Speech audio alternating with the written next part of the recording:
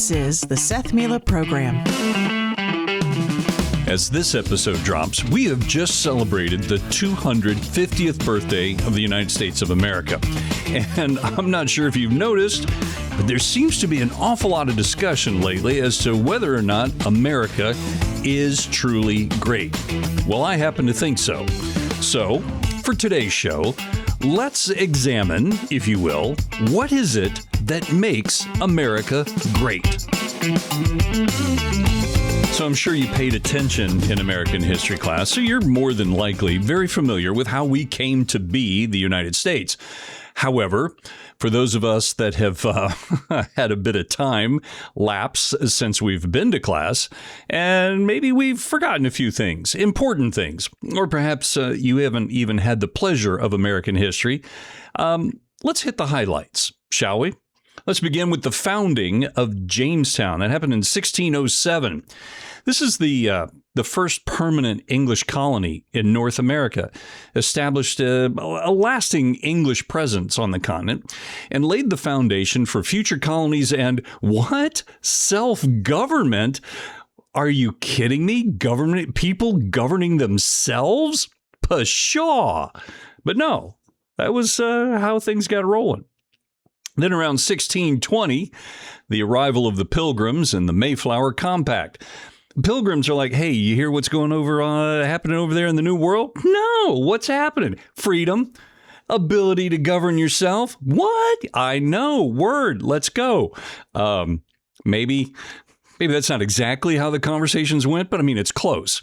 The Pilgrims created one of the earliest examples of self-government in the New World. And this helped establish the idea that, again, here we go, people could govern themselves. This is a very important thing. Then we look from like 1607 to the 1730s, jumping a little bit.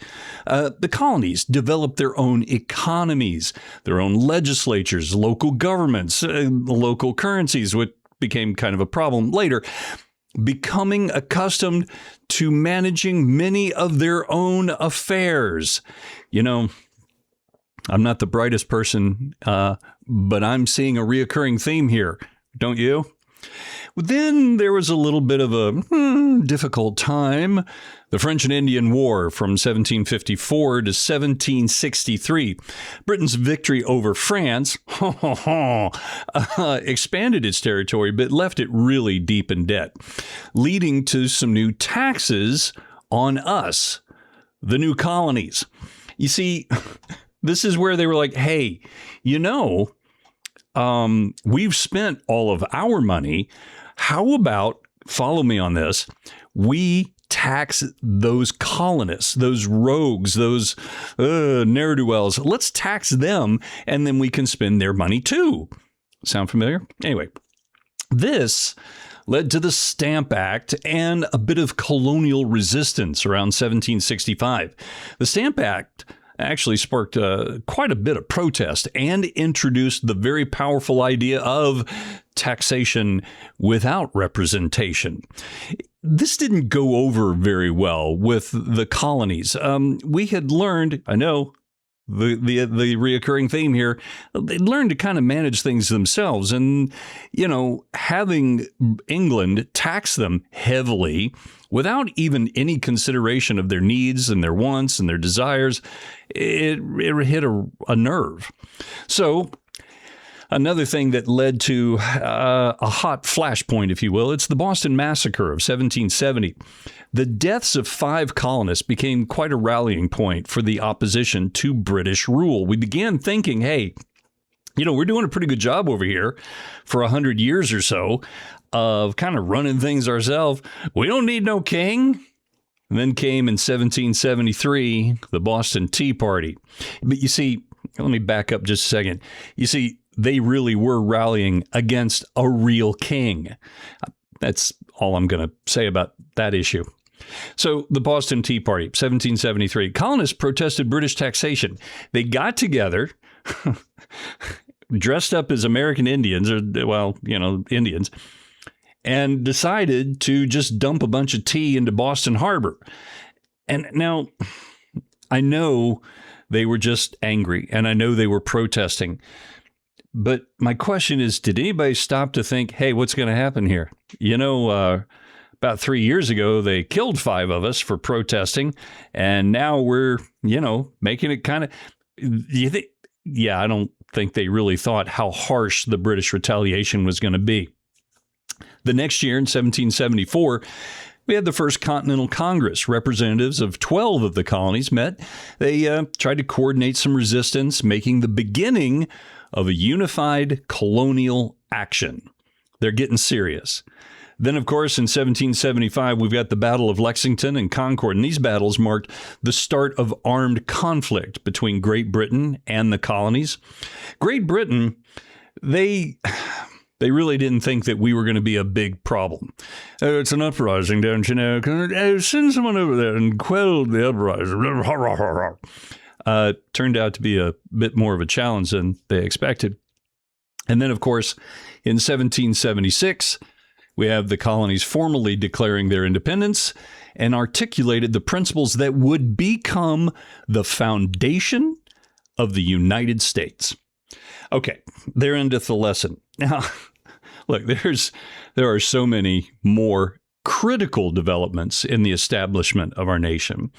But this is not the History Channel. We're not going to dive deep into it. The main idea that strikes me so significantly in all of the issues that we just talked about, it's the self-sacrifice. The self-sacrifice of those who developed the ideas that we could govern ourselves, developed the ideas of our nation's freedom, and then didn't just sit around and go, somebody ought to do something. Hey, Bob, what are you doing? You want to do? No, they decided that they needed to do it themselves. They risked their very lives. They risked their fortunes. They risked their personal safety in order to create something that generations to come would benefit from. And therein lies the first and perhaps the most important aspect of what makes America great. The sense of self-sacrifice in order to make things better for a future generation. Several attributes of our country are shared, at least in part, by other democratic nations. However, several characteristics are either extremely unique to the United States or at least unusually distinctive to the American experience. Let me run through a few of them, if you will. All right, first off, let's talk about the combination of constitutional rights and scale. Many countries around the world protect free speech. They protect religion, due process. But the United States combines these protections with a population of more than 349 million people. We are spread across a continent-sized republic. Very few nations have maintained such broad liberties across such a large and diverse population for so long. This is one of the reasons 250 years is extremely significant. Next is the First Amendment's breadth. The First Amendment to the United States Constitution provides a very strong protection for speech and religious expression, more so than most democracies. In many countries, speech restrictions are much more extensive than those generally permitted in the United States. You may know the story of John Richelieu Booth. This happened not too long ago. He's a British IT consultant. And in July of 2025, he traveled to Florida in order to celebrate both the 4th of July and his 50th birthday. I find it humorous that a man, an Englishman, would come to the United States for the 4th of July. I personally love it. I think it's awesome. Anyway, so while he was in Florida, friends took him to a shooting range where for the very first time, he was able to legally handle and fire guns. And he loved it so much so he filmed himself having a grand old time in one of the great American experiences, going to the gun range. Well, After returning to the UK, he did what almost any of us would do. He posted photos of the experience to his social media accounts, his LinkedIn account, and so forth. Now, here's where it got really weird and why I bring this up. In the UK, he got into trouble, a lot of trouble. According to Richelieu Booth, someone saw the photos and decided to report them to the police. And yes, they responded. Police, initially, they visited his home and they warned him about his online posts. Hey, you can't be doing this. It's offensive to somebody. We have very strict gun laws and you can't do that. And he's like, I was on vacation in the United States. I wasn't here in the UK. No. 10 days later, he was actually arrested. Authorities also cited a separate unrelated social media dispute involving a former client that included allegations of stalking or harassment. Just to be fair, listing everything that happened. Now, the case, for the most part, ended in his favor. He was released after questioning. He wasn't continuously detained.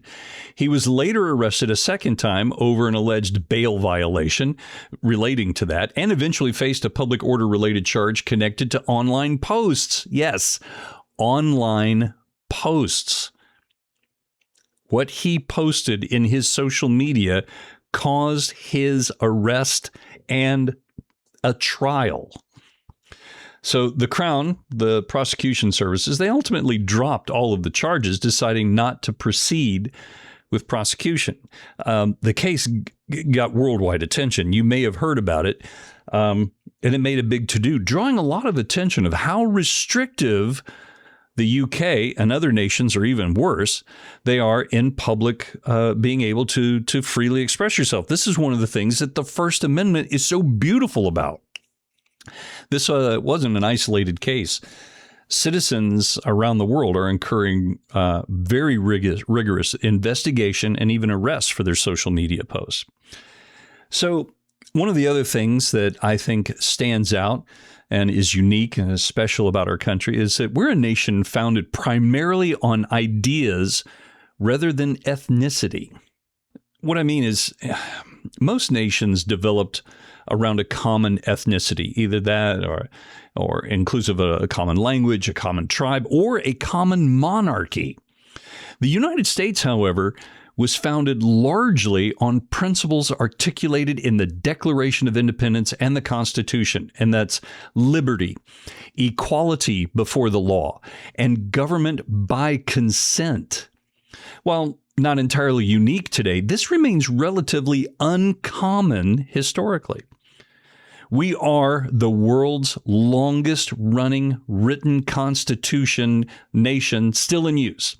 The United States Constitution is the oldest written national constitution still governing a major nation under its original framework. Here's an interesting little tidbit about the Constitution. Back in 2022, some workers were clearing out Hayes Farm near Edenton, North Carolina. It's either Edenton or Edenton. I'm not sure. Probably Edenton. Anyway, while they were doing their work, doing so forth, they discovered a folded 1787 printed copy of the U.S. Constitution inside an old 2-drawer metal filing cabinet. Yes, it was an actual printed copy. It's not one that, if you've been to D.C. and you're walking through the gift shop or whatever, it's like, oh, hey, it's a copy of the Constitution of the United States. Where's Nicolas Cage? Is he anywhere around? No? Okay. Anyway, no, it's legit. Now, the property that they were working on had actually once belonged to Samuel Johnston, who presided over the North Carolina Convention to ratify the Constitution. And because of that connection, historians are pretty sure that the document likely came into his possession shortly after it was printed.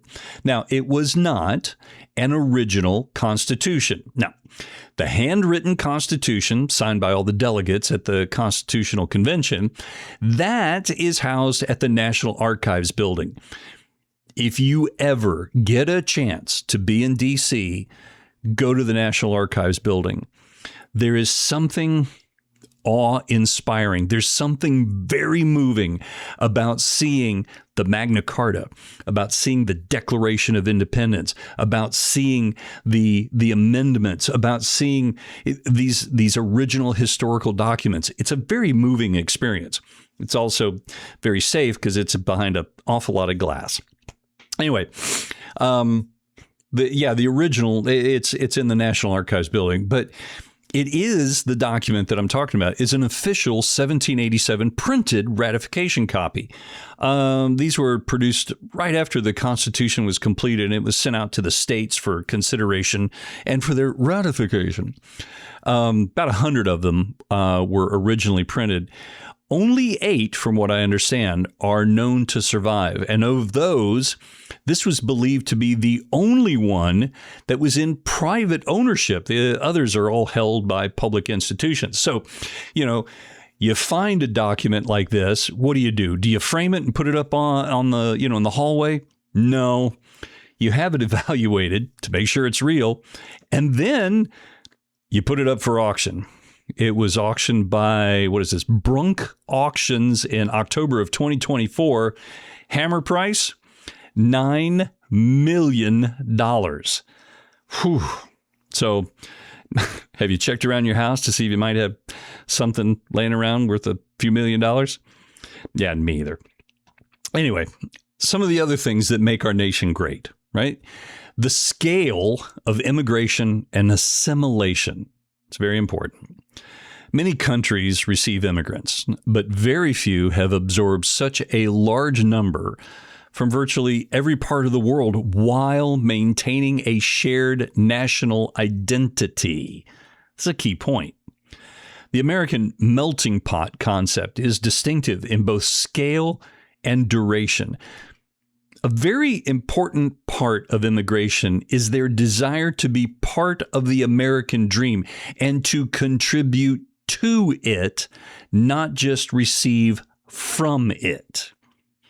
And then, if you've seen any good movie with John Wayne or anybody, you've got to acknowledge the frontier attitude and tradition.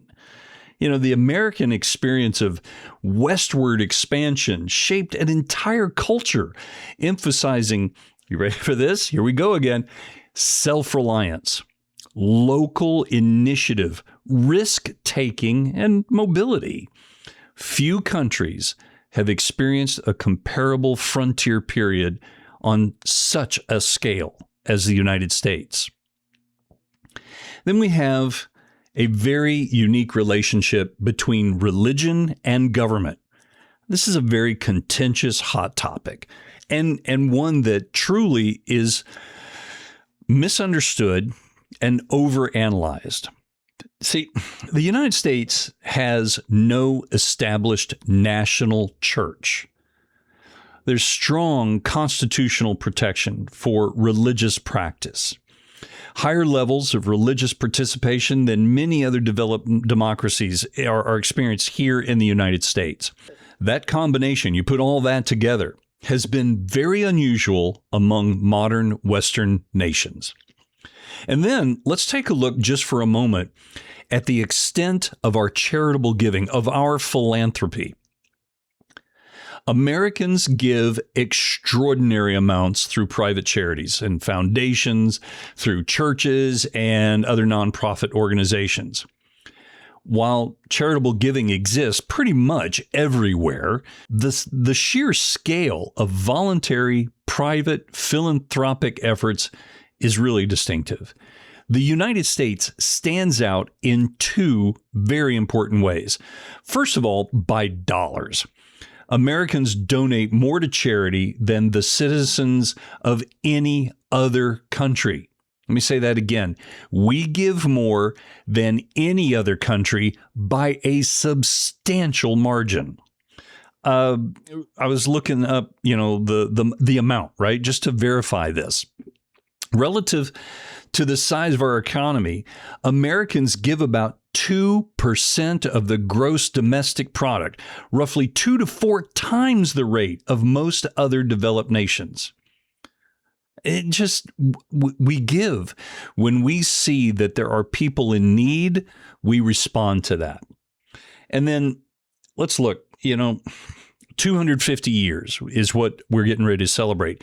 And for some of us, man, that seems like a long time.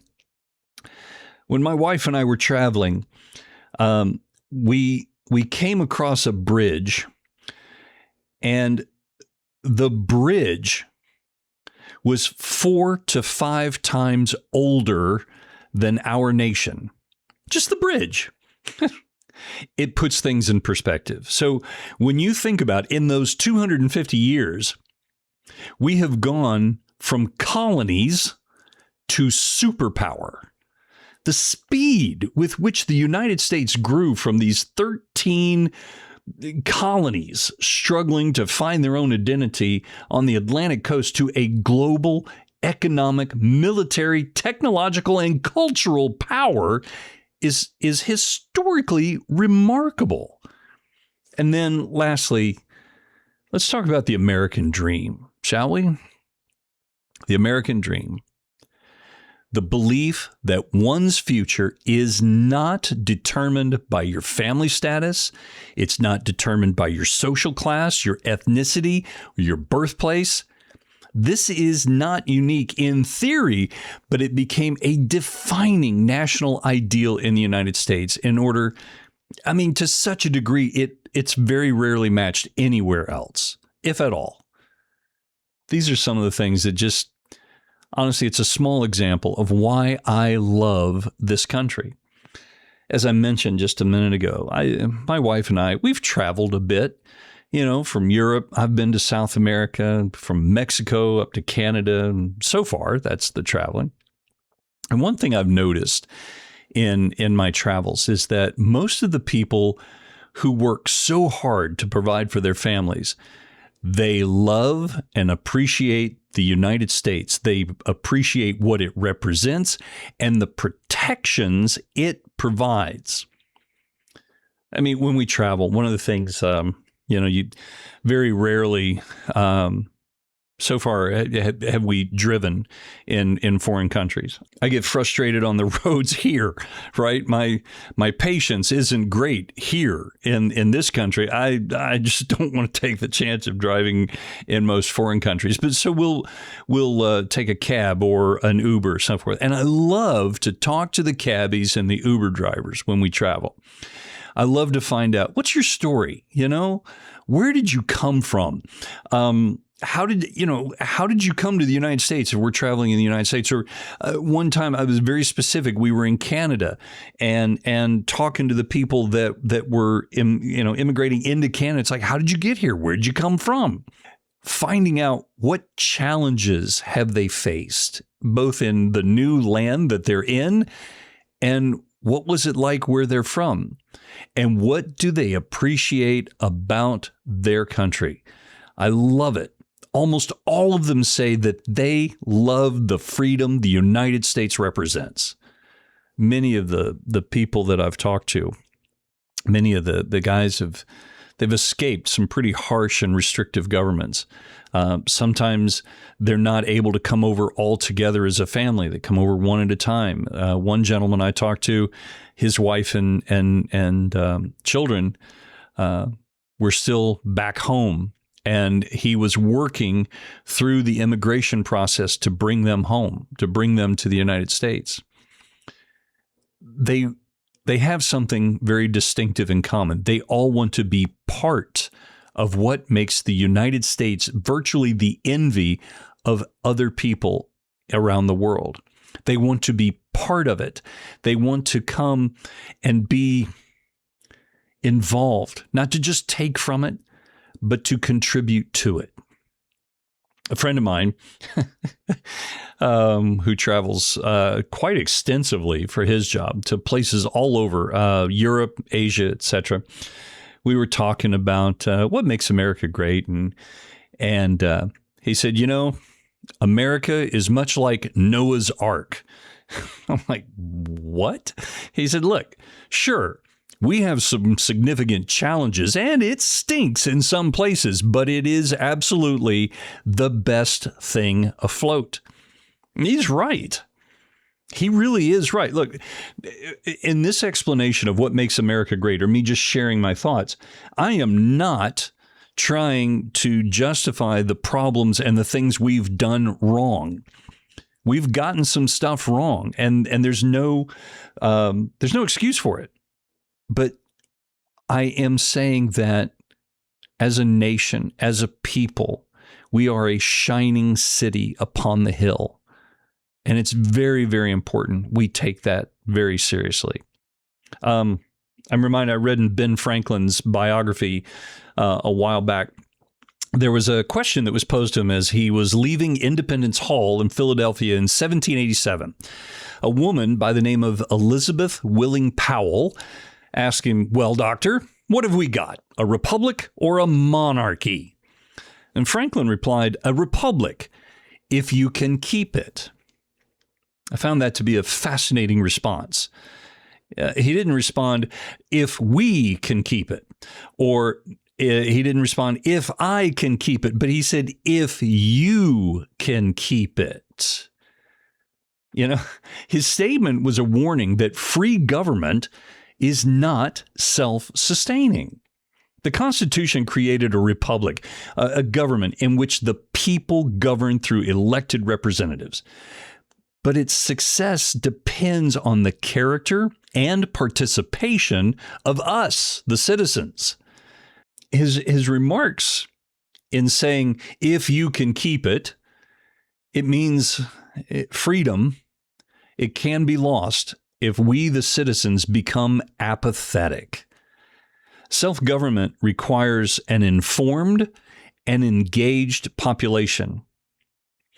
The constitutional rights that we have must be defended and preserved actively. We can't just go, "Well, everything's fine. Just put it on cruise control, man. We'll be fine." No, we won't. Things like corruption, factionalism, concentration of power, these things truly threaten a republic. Each generation has a responsibility to maintain the institutions of liberty. What was it Uncle Ben said to Peter Parker, Spider-Man? "With great power, there must also come great responsibility." Well, side note here, Winston Churchill actually wrote that back in 1906. He said, "Where there is great power, there is great responsibility." Kind of a big Churchill fan, so I thought I'd throw that in there. By the way, that's free. So we have to keep in mind our republic is a huge responsibility. It's a responsibility to ourselves, to the future generations, and to much of the world. But I'm thinking, and I guess the questions that come up, I suppose, are we protecting the republic? Are we honoring those that have come before us by carrying on the gift of our society? Do we truly appreciate what we have? Many of us, yes. But what breaks my heart is that there is a growing number of our nation that just doesn't care about who we are, does not care about our history. They don't care about how we got here, and just seems to just not to care to protect the republic.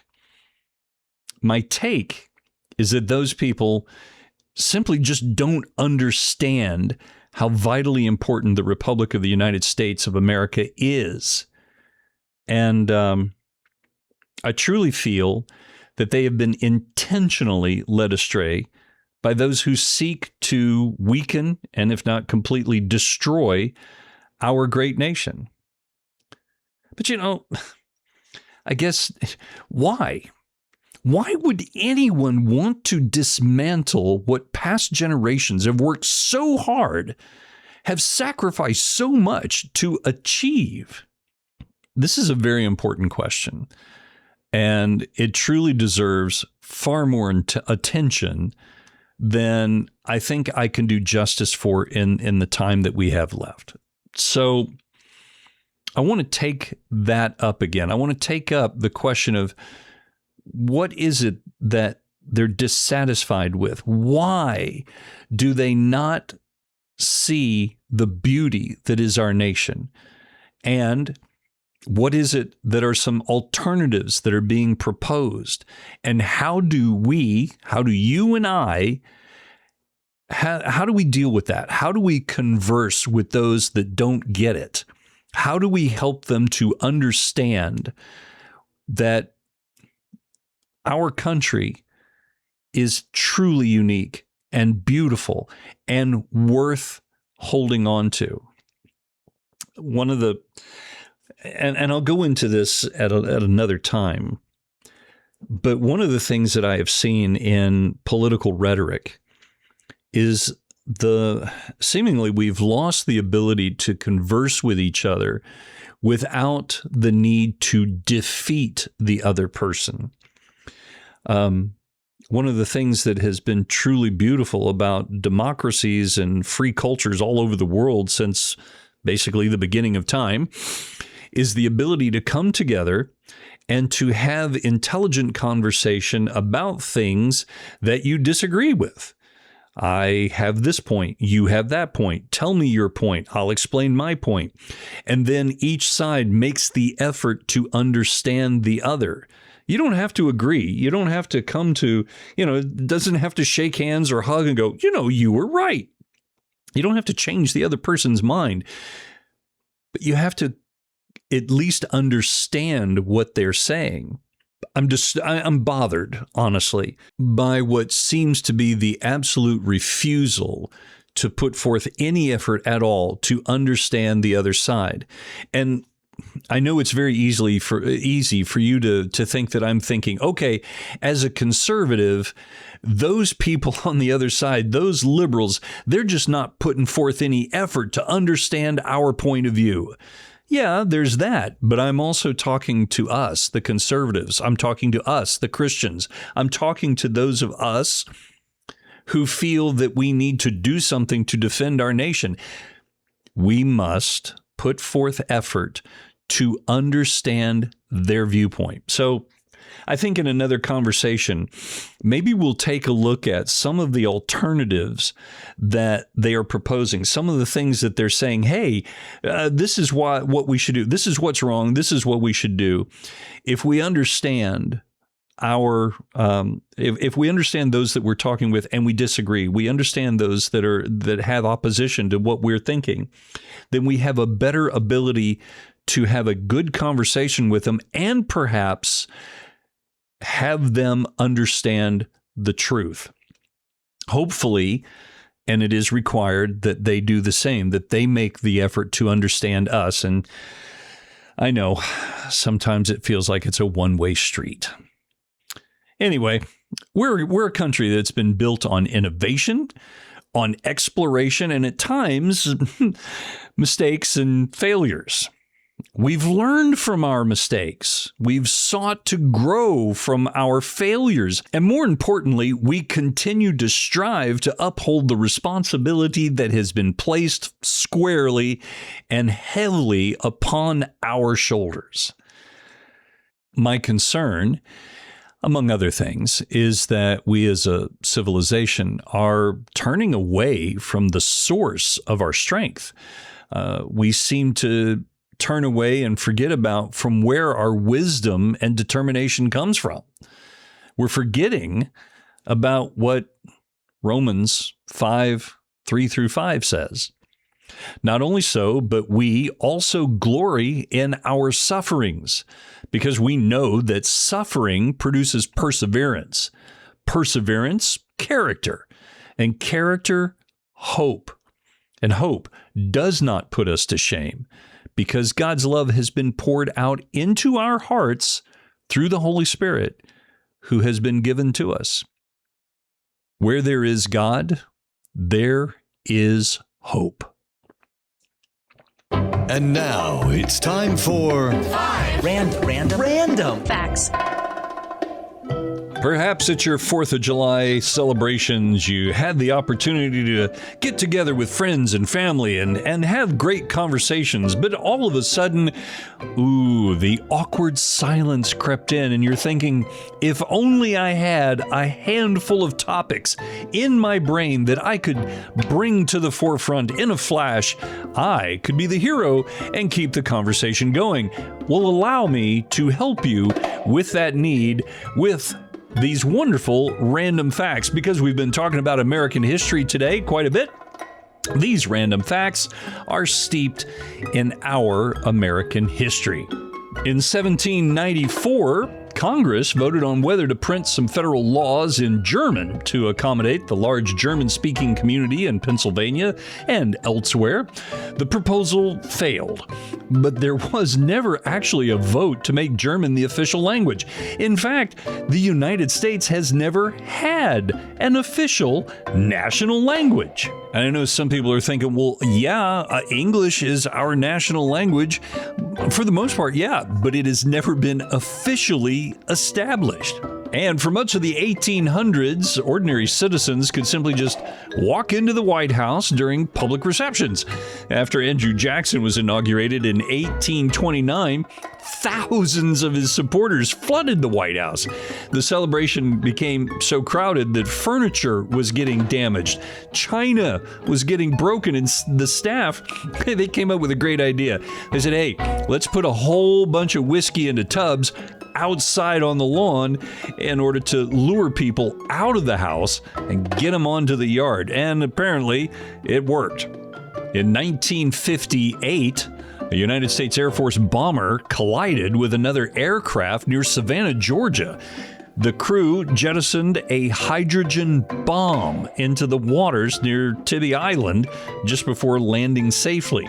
The bomb has never been conclusively recovered despite decades of searches. That makes you feel comfortable, doesn't it? All right, this one is a story of coincidence. Edwin Booth was one of the most celebrated actors of the 19th century. Widely was regarded as America's greatest Shakespearean performer. His younger brother was John Wilkes Booth. Sound familiar? Yeah, we all know John.